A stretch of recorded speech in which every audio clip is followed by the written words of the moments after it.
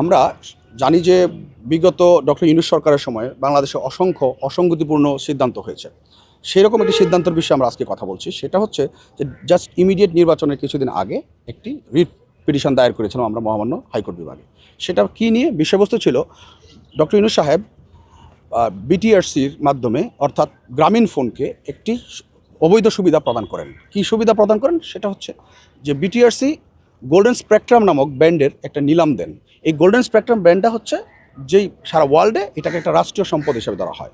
যে সম্পদটা রাষ্ট্রের, এটা কোনো ব্যক্তির নয়, সেই রাষ্ট্রীয় সম্পদ অর্থাৎ সেই গোল্ডেন স্পেকট্রাম যে কমিউনিকেশন যে ইনস্টিটিউশনগুলো আছে তারা সেটা যদি ক্রয় করতে পারে, নিলামের মাধ্যমে ক্রয় করতে পারে, তারা সহজে মানুষের কাছে ইন্টারনেট নেটওয়ার্কিং সুবিধাটা পৌঁছে দিতে পারে।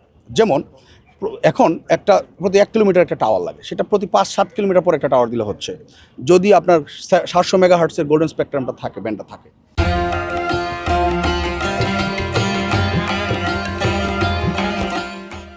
তারপর অপারেটিং কস্ট কমে যায়। তারপরে হচ্ছে আপনার 5G এবং 4G নেটওয়ার্কিং সুবিধা মারাত্মক বাড়িয়ে দেওয়া যায়। তো এখন চিন্তা করেন যে একটা নিলাম প্রদান করলে বাংলাদেশের রবি, বাংলা লিঙ্ক, আরও অন্যান্য যে যে টেলিকমিউনিকেশনের যে কোম্পানিগুলো আছে তাদেরকে বাদ দিয়ে গ্রামীণ ফোনকে অবৈধভাবে যদি নিলামটা পাইয়ে দেওয়া হয়, তাহলে সেই ক্ষেত্রে গ্রামীণ ফোন মার্কেট মনোপলি করে ফেলবে, মার্কেটটা একচেটিয়া করে ফেলবে এবং বাকি কোম্পানিগুলো কি হয়, মার্কেট থেকে আউট হয়ে যাবে। সো এই যে অবৈধভাবে সুবিধা, কি অবৈধ সুবিধা? প্রায় 6,000 কোটি টাকার একটা নিলাম বেজ রেট ছিল 6,000 কোটি টাকা, যেটা ভারতে প্রায় প্রতি মেগাহার্টসের 450 কোটি রুপির মতো নির্ধারণ করা হয়। সেই মেগাহার্টসের 700 মেগাহার্টসের গোল্ডেন স্পেকট্রাম ব্যান্ড মাত্র 2400 কোটি টাকায় নিলাম প্রদান করে দেওয়া হয় গ্রামীণ ফোনকে। এবং মজার ব্যাপার হচ্ছে যে এই নিলামে গ্রামীণ ফোন ছাড়া অন্য কোনো প্রতিষ্ঠান কোনো এক অজানা কারণে পার্টিসিপেট করে নাই। প্রথমে দুটি কোম্পানি অ্যাটেন্ড করছে, প্রথমে রবি এবং টেলিনর অ্যাটেন্ড করেছিল, কিন্তু কোনো এক অজানা কারণে হয়তোবা ডক্টর ইউনূস সাহেবের কারিশমা, যেহেতু উনি ম্যাজিক ম্যান ইন্টারন্যাশনালি, উনার অ্যাবিউজ অফ পাওয়ারের কারণে অন্য কোনো কোম্পানিগুলো সাহস করে এখানে কি করে নাই, কম্পিটিশন করে নাই।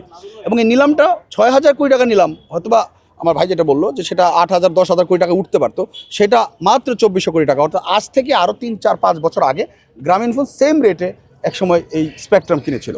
তো সেম রেটে আবার উনি এটা নিয়ে নিলেন, অর্থাৎ মার্কেট মনোপলি করে কম্পিটিশন নষ্ট করে দিয়ে অবৈধভাবে নিলাম করে গ্রামীণ ফোন এই সুবিধাটা প্রদান নেন। আমরা এটাকে চ্যালেঞ্জ করে আমরা হচ্ছে মহামান্য হাইকোর্ট বিভাগে আসি। আরেকটা ইম্পর্টেন্ট কথা হচ্ছে, জাস্ট বিফোর ইলেকশনে সরকার এই ধরনের সিদ্ধান্ত নিতে পারে না। এটা মোরাল কিছু অব্লিগেশনসের জায়গা থাকে, যে ইমিডিয়েট ইলেকশনের আগে যে কোনো সিদ্ধান্ত, বড় ধরনের সিদ্ধান্তগুলো সাধারণত স্টপ থাকার কথা। তো অথচ এত বড় একটা সিদ্ধান্ত উনি এই লাস্ট মোমেন্টে নিয়ে নিয়েছেন। এবং সেটা আমরা জানি যে গ্রামীণ ফোনে ডক্টর ইউনূস সাহেবের 34.2% শেয়ার আছে, এখন শেয়ার হোল্ডার, উনি মালিক, এবং গ্রামীণ ফোন উনারই তৈরিকৃত প্রতিষ্ঠান। তো উনি পাওয়ারে থেকে উনার প্রতিষ্ঠানকে এই সুবিধাটা প্রদান করলেন।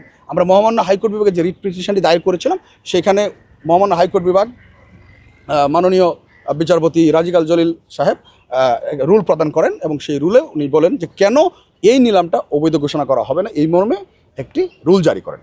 আমরা প্রস্তুতি নিচ্ছি এখন, যেহেতু পাওয়ারে থাকা অবস্থায় বাংলাদেশে একটা সিস্টেম আছে যে power tends to corrupt and your absolute power corrupts you absolutely.